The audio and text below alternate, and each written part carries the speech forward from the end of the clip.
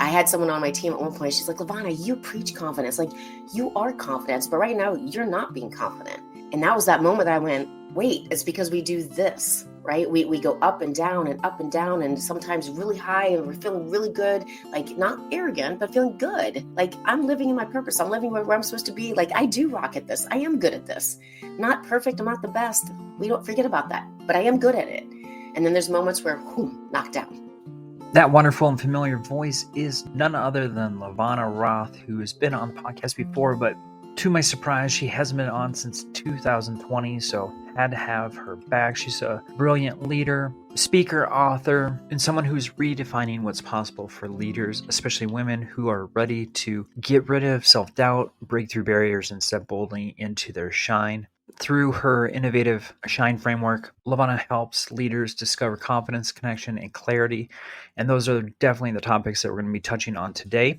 Before we get into the wonderful conversation with LaVonna, I just want to share with you that this morning on social media, myself and Charlie Pack are so excited that we revealed the design for our brand new cover of The Language of Behavior. In this resource, we dive deep into empowering educators with practical strategies to understand and respond to student needs and transforming classrooms and campuses into spaces where connection is what is driving change. We have a pre-order link in the show notes for you, so make sure you're getting more information on this book where we're really trying to discover how to build trust, reduce student misbehavior, and create a positive school culture that supports every learner. Stay tuned as the book is going to be releasing here in a couple of weeks, and we're so excited for this book to be launched. Now, let's jump into the conversation with the fabulous LaVonna Roth. Welcome back, everyone, to Aspire to Lead, where we will be discussing the visions, inspirations, and experiences from top educational leaders. My name is Joshua Stamper, and you can connect with me on Twitter or on Instagram at Joshua_Stamper. All right, welcome back, Aspire Leaders. Thank you so much for joining once again. For those who are watching on YouTube, you may see a familiar face, someone that has been on the podcast a couple times here on Aspire to Lead. And honestly, I feel bad because I looked it up, and LaVonna Roth has not been on the podcast since 2020, which is absolutely insane. And I feel terrible about it because I absolutely love LaVonna. She has been a part of so many projects of mine, including my book. She endorsed Aspire to Lead. She has been on, the School Behavior Solutions Summit just a couple months ago and did a phenomenal job. And she talked about the S.H.I.N.E framework, which we'll touch on today. But LaVonna does phenomenal work with educators all over this country. And I'm just so honored to have her back on the show, but then also to call her friend. So LaVonna, thank you so much for being on the podcast again. Oh, Joshua, it is reciprocated. I'll put it that way. And 2020, that blew my mind. But I know there's a lot of people and amazing people out there to interview. So the fact that you're bringing me back, hey, I'll take it. So thank you. Oh, true honor. Because I saw you, obviously Charlie Peck and I had that event, the summit, and asked you to be a part of it. You blew it out of the water, and you talked about, your S.H.I.N.E framework. Also, it was this light bulb moment that I have not talked to you on the podcast for way too long. So right away, I emailed you, thanked you for being on the summit, killing it, and then also asked you to be back. And for those who are looking to go back, it's episode 119. So make sure that you go back and review that.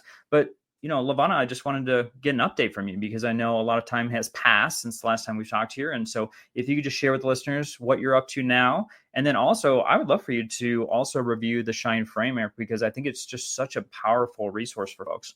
Well, yes, I'd be happy to.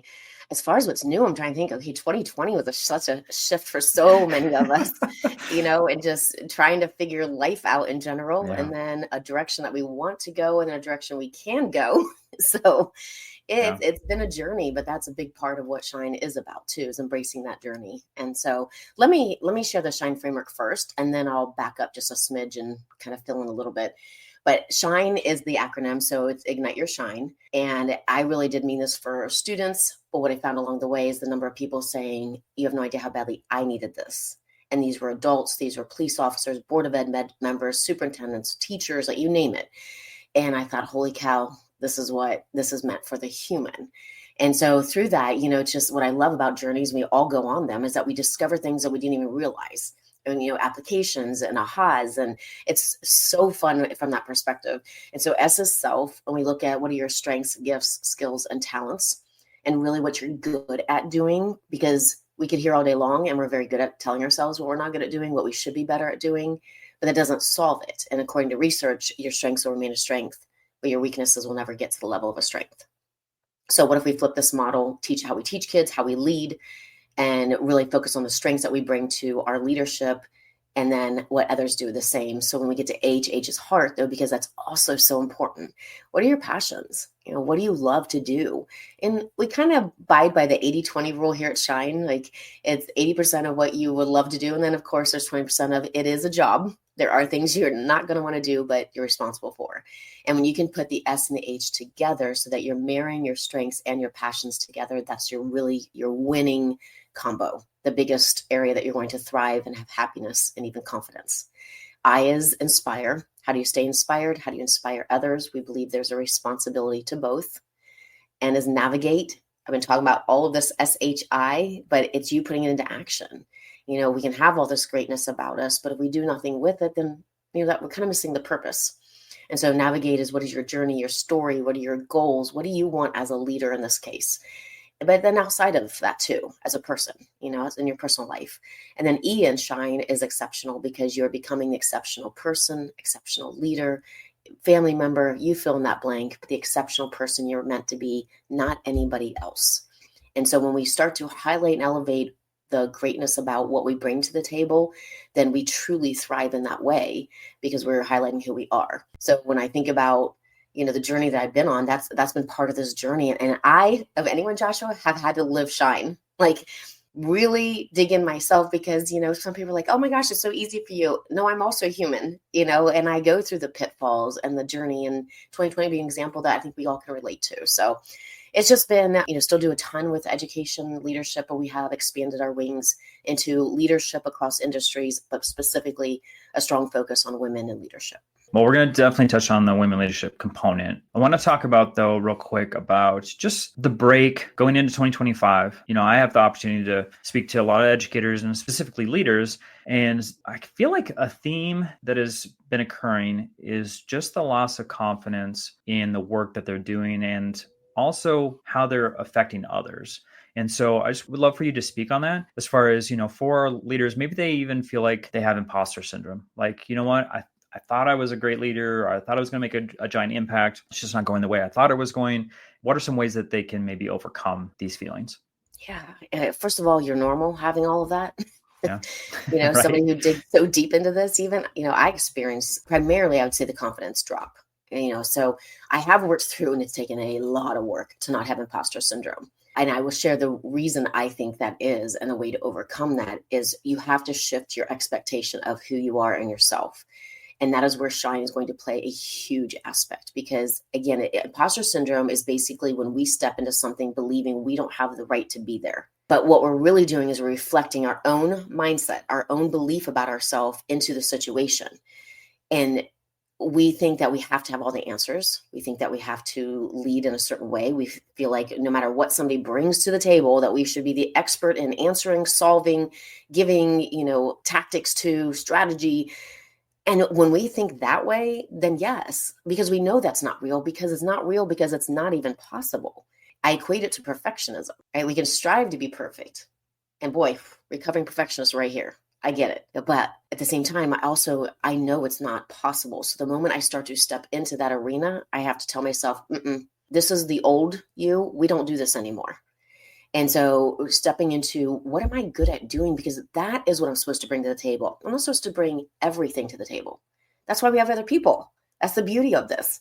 And so if I can really focus in, and if you all listeners can focus in on what are you good at doing and what do you love to do, just start sitting in that, so that, like, if you look at the team here at Ignite Your Shine, they are no LaVonna. Thank goodness. Because one, we already have enough of me. One is plenty. But outside of that, I need them to bring to the table the things that I'm not good at doing. So one of the takeaways that I did, if this helps anyone, is I spent a week with a piece of paper beside my laptop. Now, it could be on your phone, right? It could be wherever you want. But I jotted down all these tasks of things that I did, answering emails, answering questions, putting a document together, prepping for let's say a staff meeting. It could be, everything you think of. You can do it personally, professionally if you want, but let's focus professionally first as the leader in the building. So now what you do is you go through those, and I put down things that only I could do, like job description, only you can do this. So I put a little L beside all of those. I then went back and I coded them, which of these are strengths of mine out of all of them. So not just ones with an L. And I did H for all the ones that I love to do. And what I started looking is at all the ones that I didn't have an L beside it, I could technically delegate. I could get it off my plate and have somebody else. And especially if it was not a strength of mine and or an H, a heart of mine, a passion, I don't need to be doing it because it's going to drain me. And what I found in doing this is that having these open conversations with teams is that I discovered, like, wait, you actually love to put together an email? Wait, you enjoy doing that? Holy cow, I don't. So you want to do it? And what it did is it elevated and uplifted them because it gave them energy because they were good at it and or loved it. And so I just think when we think about the confidence, like that comes from knowing that this is where I rock, this S and the H. And if I can live there as much as possible, and when I can't live there, it's okay because I've got others around me that I have learned about their strengths and their passions that I can pull in. And now all of us as a team, we rise. Like it's incredible. We literally shine at that point. That's awesome. Okay. This makes me think about just a cultivation of confidence as a building culture. I love that you're talking about leadership in the sense that, yes, we're enhancing ourselves, but we're also looking at the strengths of others and trying to build their confidence. So is there any other things that you can think of to kind of enhance the confidence of the staff also? Because sometimes that's part of the roadblock of maybe effectiveness or feeling like you're good leaders, the way that you're influencing others. Yes, I think faculty meetings are a great opportunity and it can be super simple. It could be having them, jot down what are some of the things that you did this week that was a strength of yours. The interesting thing of this is it's super uncomfortable at first, right? Because we often say, well, I'm going to brag about myself, or that's arrogant. No, it's not, because you're not coming from that direction. You're coming from the direction of saying, this is what I'm good at doing, and I cannot wait to learn about you and what you are doing. So it could be sitting at a table. It could be partner to partner. We all know turn and talks and think, pair, shares. So it could be anything like that. It could be totally out of the box different. It could be go pick out a picture of a nature scene that's a postcard, one that resonates with you, and turn to somebody and share your picture and what are the strengths that you see that. So if mine was a mountain, which I'm going to say mountain, Joshua, since you live in Colorado, right? But I think of a mountain as being, yes. We can look at it as in, holy cow, I've got to climb this huge, massive mountain. This is daunting. Or look at that mountain. That is a journey. That is something that has strength behind it. And yes, there's sometimes rock falls, that happen and, the dangers that can come with that.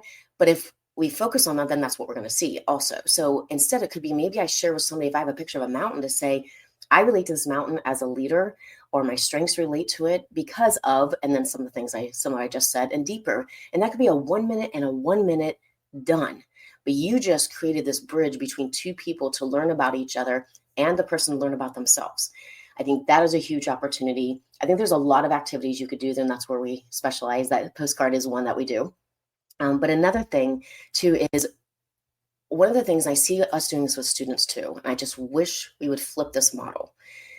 And I was at a school yesterday that I got to see this in action. But if we talk to students, for example, or we talk to others and we're thinking, okay, so I need this person, or I need me to realize that I do have this greatness about me. I do shine. In order to do that, we need the person to say it, right? What I mean by that is if I said, hey, Joshua, I appreciate your patience. I appreciate the podcast that you do that supports so many leaders. Like, you're never going to understand the impact that you make. I appreciate the time it takes to get guests on, work with schedules, edit these, get them out there, make sure they're promoted so that people do get the impact of them. And these are all true things I'm saying to you, right? These are things I do appreciate about you and understand. And I'm grateful for this because you're someone that aspiring leaders or leaders can turn to get so much advice from so many people. I can tell you that all day long. It might change you in the moment. It might shift you to have like, okay, LaVonna believes this in me. So, all right, it's true. I've got somebody believing in me. But if we don't believe it, then here comes that imposter syndrome. Here comes the lack of confidence, and all this starts to seep in. Instead, I need to say things such as, Joshua, you do this podcast. What do you find that it achieves? What are some of the results from it? What are two impactful stories that you've had because you know that you do the podcast? I need you to say it, and I need you to believe it so that the confidence rises. And the last thing that I'll say too when it comes to confidence, because I think this is huge, is that there's no such thing as, ta-da, I have arrived, I am a confident person. Doesn't exist, because life throws those curveballs and we get pounded in some cases, in other cases where it's a small little hiccup, we call it a speed bump, but they're coming. And so I had someone on my team at one point, she's like, LaVonna, you preach confidence. Like, you are confidence, but right now you're not being confident. And that was that moment that I went, wait, it's because we do this, right? We go up and down and sometimes really high, and we're feeling really good, like not arrogant, but feeling good. Like, I'm living in my purpose. I'm living where I'm supposed to be. Like, I do rock at this. I am good at this. I'm not perfect. I'm not the best. We don't forget about that, but I am good at it. And then there's moments where, knocked down.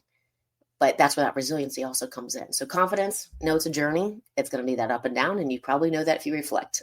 Yes, that self-awareness is huge. And hopefully, as we took that break, a lot of people were doing some time of reflection moving into the new year. I love your imagery, of course, of the mountain. I mean, for those who are watching, you can see that my logo is a mountain. And then, of course, my book cover, well, I flipped it. It's on my other shoulder. Also is climbing a mountain. So I want to talk about the challenges. Specifically, though, with women in leadership. Maybe we can set the stage, LaVonna. What are some things that specifically women are uniquely challenged with right now when it comes to leadership? And then also, what are some ways that you help them overcome those challenges? Yeah, there's a lot of uniqueness. If you look at even just the gender differences of societies and how women are raised, is I guess the best way that I'll say that for now.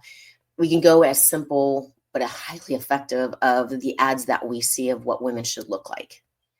And so there's been a shift, and you see a variety of body types. You don't have to be this one image, but that also carries over into everything that we do. So there's of what we're supposed to look like. Like, if I showed up at to speak, for example, to keynote, and I decided that I'll dress professionally, but I'm not going to do my hair. I'll brush it, but I'm not going to do it. And I definitely don't want to do my makeup. I would be seen as very unprofessional. And sometimes even crosses into, if we don't have heels on, that we are not as professional, like kind of slumming it today. And so, we're kind of lacking in our professionalism with that. So that is one of the image itself physically of what we see. We're also raised to see, again, I'm going to speak mostly Western culture here, but we're also raised to believe that we have to do it all, and we have to do it all well. And so what's interesting is that, it shifted after the war, where women started working in factories, but the duties of women at home did not change. And then you we end up, because of inflation and a lot of other things that come into play, we need to work.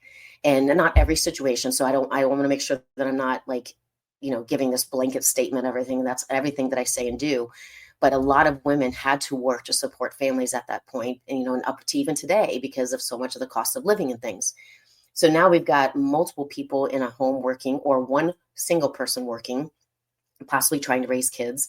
And so when we look at even a school and leadership and stepping into that, there are expectations of us. But I think about it from a women's perspective, and it hit me one day. I thankfully have a husband who, we have non-traditional roles here. He's the one that does the laundry. He is the one that cleans majority of the time. Like, I straighten up and things like that. But he does those kinds of things where I come in and I run my business, and I travel a lot speaking, and I come home and there's things like I cook, he cleans up.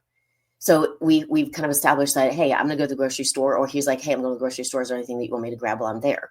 So we have the non-traditional, but in a lot of situations, and the pressure even as a woman, is that I'm not a good wife. I'm not a good mom.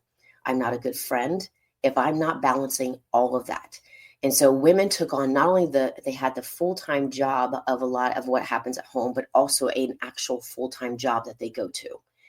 And so, there was a list I posted not too long on social media, and I can't tell you the number of people that reached out to me just saying, oh my gosh, because it listed all of the things that women do at home, and it's exhausting, and that's just home.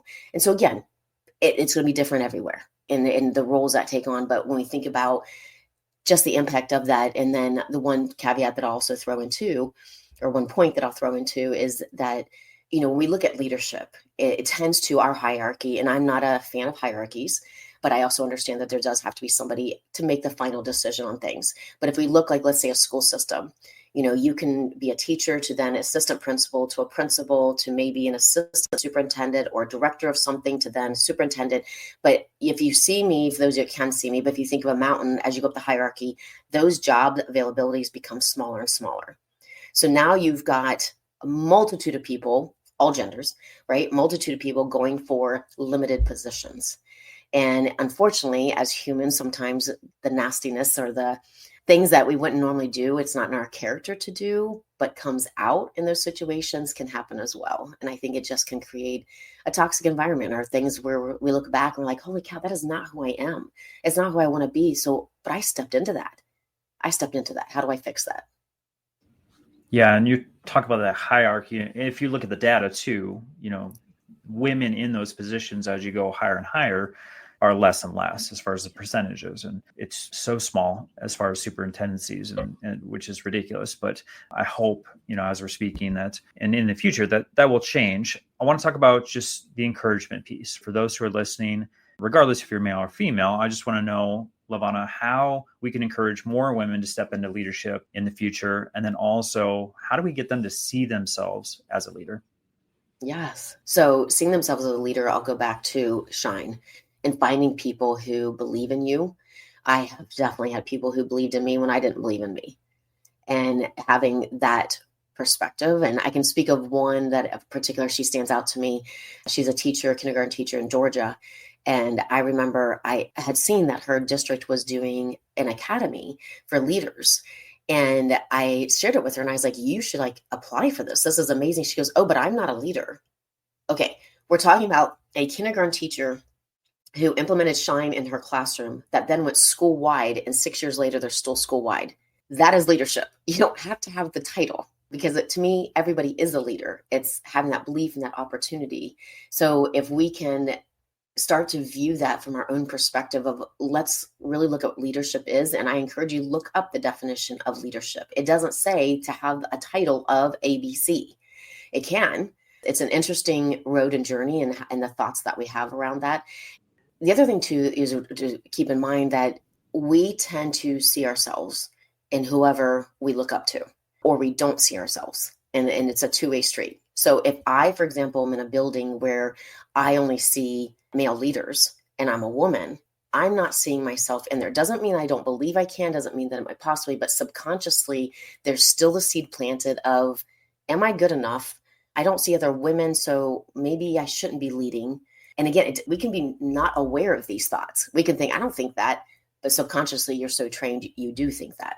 And so it's fascinating. So I feel like if we can have these conversations, which is what I love to do, and how do we work through this? How do we elevate women? And what I do love is I have been partnering with multiple organizations, educational organizations. And I know in 2026, I'll be keynoting the Missouri Elementary School Principals Conference that they're having, and doing the women in leadership aspect of that. And then also keynoting the next day for general leadership. But it's having these conversations and these opportunities for women to come together, but also for males to come and to see this and to say, hey, how do I support this? And what I was going to say is that what's been very cool in this journey of having these moments with all women and some males coming in to be allies and advocates is that the number of women who do say that the males have uplifted them. And I'm like, yes, because our perspective sometimes can be that, oh no, it's not. And that's not true, so we can tell stories on all sides. There's always going to be a situation or a case of somebody who did not lift somebody up. But I really feel like if women can have this space, because this is what I've seen, is that when women have the space to have these open, honest conversations, because things have been different for us, then it's not we're going to come out and, blazing and we're going to be shutting everything down and we're taking over the world. That's not what happens at all. What happens is, I'm okay with that, but no, I'm just kidding. But what happens is it gives that confidence, that conversation of that, despite what I've been raised or told or I see, I can do this. And as women, to have our backs with each other and to create, it literally is a sisterhood. to create this, like, hey, if you're ever feeling this way about yourself or believing that you can't do the X, Y, and Z, look at everybody you can turn to here to have these conversations and to work through self-doubt and to have that confidence and to get through these barriers that we sometimes see. So I just think it's having the conversation. Like, let's just talk about it. I know it's not fun. I Yeah, know it. But that's for not, sure. by not talking about it is also not how we get through things. Oh my gosh, no. No, LaVonna, I've told you this before, but of my 17 years as an educator, both as a teacher and, an assistant principal, I have had the pleasure of serving under a woman principal 16 of the 17 years that I was in education. So Wow. I've seen firsthand just amazing, powerful women that have done some great things in the educational community. So very blessed in that. I want to talk about some of your projects, LaVonna. First off, this is probably a good segue. You've got a Women in Leadership and Leadership Summit. So can you share a little bit about that event? Yes, yes. So those are things that we actually partner with others on this. So if there's a district, for example, or a school or an organization who says we really want to bring women in leadership together, we want to highlight this, we want to support, we want to break through, past barriers of what we've had or current barriers, then basically they host it and I come in and I facilitate the entire 1, 2, or 3 days.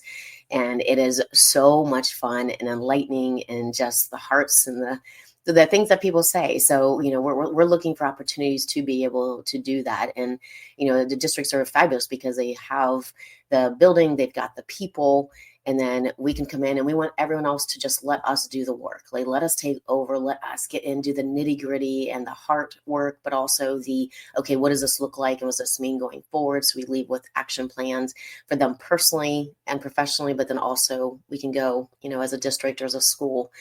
Those moments, I just leave there on such a high because I just see the power of what happens. Oh, it's a beautiful model. So for those who are listening, if that's something that you're interested in, make sure that you're reaching over to LaVonna. I'm going to put your website up, LaVonna, also on the screen here, igniteyoursHINE.com. So make sure you're heading over there if that's something that is of interest for your school or your district. And man, LaVonna, partnering with you would be an amazing thing. So make sure for those who are listening that you head over there to find out more information. What else are you doing, LaVonna, to serve educators? I know, you do some group speaking, skills coaching, but I know you have a lot of other additional services that you provide too. Yes, yes. So we do go into schools and support, whether it's a kickoff with a keynote, and plant the seeds of shine and what it means. And it's something that people can immediately take away and put into practice. And as a matter of fact, for teachers, we have lessons which administrators could use as well to model and to share or to, like do it, go into classrooms and give it as a possibility of something they could do to help with students, because we know, especially that how we feel about ourselves affects our behavior. And so if we're looking to work on that, that's one way to do it too. We also, yes, so the group speaking skills is actually fascinating. It was not anything I ever planned on doing, but having keynoted and been a speaker for, oh gosh, it's going on 17 years now. Plus, being a teacher, that you speak all the time too. In that case, we could add all those many years in, but we won't do that math. No, I'm totally fine with age. So, but what I didn't see was how professional development departments or those that do present, even administrators presenting at faculty meetings are looking to elevate their speaking skills as well. And so we've been working with Miami-Dade, for example. They came up here to St. Pete, worked with their professional development department. We did a whole presenter camp with them for a day and a half, and it was phenomenal to watch the growth and the confidence. People who got up shaking, scared to death, to like at the end going, I did it, like so excited. But I do real-time coaching. So they, for example, speak in front of the group. I coach right in front of the group in real time. And it's things that like, okay, you rock this out to, all right, here's how we can kick you up a level. Like, here's something that you could do that could just shift it and make a big difference. And now, as a matter of fact, next week, I'm going back to Miami-Dade and going to be working with administrators on one day and then their professional development people on the second day. I love this journey because Shine is so applicable across the board that it doesn't have to be a certain model. Like, we want to do, what is it that you need and how can we help serve you in that? Yeah, I was thinking about it. Like, it's one of those things that nobody teaches you, but expects you to be able to provide, especially, in an administrator or a district position, is that you will be presenting to other people about information. And yes, we were a teacher at one point and we were in front of kids, but at the same point, it's different when you're talking with adults and trying to make it not only effective, but something that's going to keep their attention and make you a dynamic speaker. And it's something you don't learn in your master's program or, whatever schooling you have. And they just assume that, over time with experience, you're going to get better at it. But it's one of those huge stressors for folks. I mean, we all know the data, like people would rather die than go up in front of people and speak, especially their peers. So to get a role like that and then just assume that they're going to possess those skills is not great. And I love that you're providing support in that way. I also want to talk, LaVonna, about an exciting thing that you're doing, which is supporting communities just in general with your business and yourself. And I'd love for you just to speak on what you're doing to, work outside of education and work with communities. Yeah, this is a big goal for 2025 is how do we give back to our communities? And so, I travel and go all over speaking, but what about our own backyard? And that's often a little bit harder. There is even a saying that you can't be a prophet in your own land, meaning, people just tend to look past you in your own, but there's so much work to be done. I live in the Tampa Bay area in Florida, and there's so much happening. And I'll give you an example. I had done a keynote at, it's called Working Women of Tampa Bay. And so I did a keynote for them. And there was a woman in the audience who is a co-founder of 100 Women Care St. Pete. And essentially what it is 100 women will come in for the night. And I got to experience this amazing. And they donate $100. They don't have to, but can donate $100. And that night, there are 3 nonprofits that will pitch. And so one of those nonprofits will walk away with the entire bucket. So the goal is $10,000 for them. Well, that night, there was enough that the one who got it was had actually received $18,000. And then somebody else had stepped in, and the 2 that did not get it was donated $2,000 for them. And this just, the stories of watching the nonprofits, and one of them was a woman who I know her consignment shop. I don't live that far from it. And she told the backstory as to why she started it with having one night a pounding on her door. And when she opened it, a woman was standing there drenched. And the woman had jumped off the bridge, swam across the water, ran to the home, pounded. She had just escaped human trafficking. She started this consignment shop to give back and do workshops, to give clothing to women in need of such things like this. And listening to the other 2 and then learning even more, it blew my mind. I have goosebumps right now of how much need there is in every community, but how can we serve our own community? And so, we're always here to support any community. Like, I don't believe in boundaries that we've made up. However, what could we do while we're here? And so in some cases it might be, just serving and volunteering and donating time and we're okay with that. But if we can also donate dollars, we're happy to do that too. No, I love it so much, LaVonna, and such a powerful goal for the upcoming school year. All right. So I want to talk about an actionable item. I mean, we've discussed a lot of components here today, so I don't know if you want to link it or not, but just a question I ask all my guests is, for our aspiring and current leaders, it's great that they're listening, but I want them to have an actionable item. So if there's something they could do tomorrow, next week to enhance their leadership journey, what would you recommend? I'm going to recommend you do what we've actually talked about. I feel like I'm guilty of this, where I hear something, I'm like, oh my gosh, I'm going to do that. Oh, that's a great tip. I'm going to reflect on that. And then I'm going to do. And then we continue on the journey and life happens. And maybe remember someday going, oh, I was going to think about that and implement something, but I totally forgot.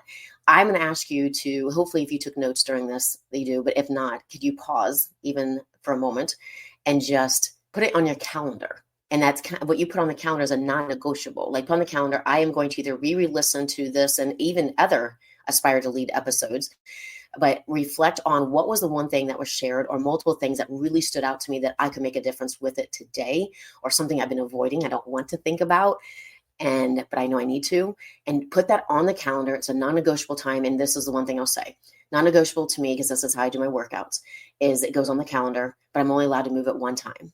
So if something does come up, so if that non-negotiable of reflection, you implementing whatever that is, you put it on that calendar. And if you have to move it, you can, but you are only allowed to move it one time. So you have to be super cognizant of where you move it to. How about that for the action? That is powerful. And actually, you might steal that from my own life. I think it's a great component of, just that mental hurdle that we have to take. And you're right. I mean, as leaders, we all know this. Our time is not our own. It is extremely busy and we have to put out fires constantly. But I do think we need to be cognizant and actually be very intentional about our calendars and what's important to us, similar to what you were talking about earlier with the list and, color coding it or putting little, letters next to them to designate what those things are. If it's important, we need to find time to do it. And I'm with you. So LaVonna, I really want to talk to you all day, but I Let's can't. do it. I know folks might want to reach out, connect with you on social media, follow your journey, also get some additional resources. I've been throwing up your website for those who are watching on YouTube, igniteyourshin.com. Is there any other ways that folks can connect with you? Yes. So igniteyourshin.com is definitely a great way. There's, form on there. You can even go in and connect. On social media, we're most active on LinkedIn. And so it's at LaVonna Roth, and I'll spell that. I know it'll be in the show notes, but in case you're listening, it's LaVonna, and Roth is ROTH, like the Roth IRA. And then our company is at Ignite Your S.H.I.N.E. But if you're on Instagram, everything's the same, except it's at Ignite Your S.H.I.N.E. now. And those are the two primary platforms that we are on, is LinkedIn and Instagram. Would love to connect. For sure. Yes. And I will 100% have all of these links in the show notes for folks. So make sure you do that. I do want to highlight that LaVonna has been on the podcast before. So please go back. And, I think LaVonna does just a phenomenal job anytime that she's speaking about S.H.I.N.E. Also, for those who are watching on YouTube, on my YouTube channel, I also have the time that LaVonna was on with the summit. So I think it's like 12, 13 minutes of her going through Ignite Your S.H.I.N.E. So she also is doing sign language in this video and really breaking it down just beautifully. So can't speak enough of her. So if you haven't seen that, you can head over to my channel, Joshua Stamper, and find that. We have a whole host of speakers for the summit. But all that being said, LaVonna, you are amazing. You're just an amazing person. I love your passion. I love what you're doing, not only with educators, but businesses, now the community. You have such a servant heart, and I'm just so appreciative of you as a leader and for your time on Aspire to Lead. Thank you. When I saw your email, I was like, yes. So yes, Joshua, anytime I would gladly come on here and talk to you all day, whatever that takes. And what I said earlier is used as an example, I truly meant. So thank you for all the work that you are doing and the difference that you're making. This podcast is a proud member of the Teach Better Podcast Network. Better today, better tomorrow, and the podcast to get you there. Explore more podcasts at teachbetter.com/podcasts, and we'll see you at the next episode.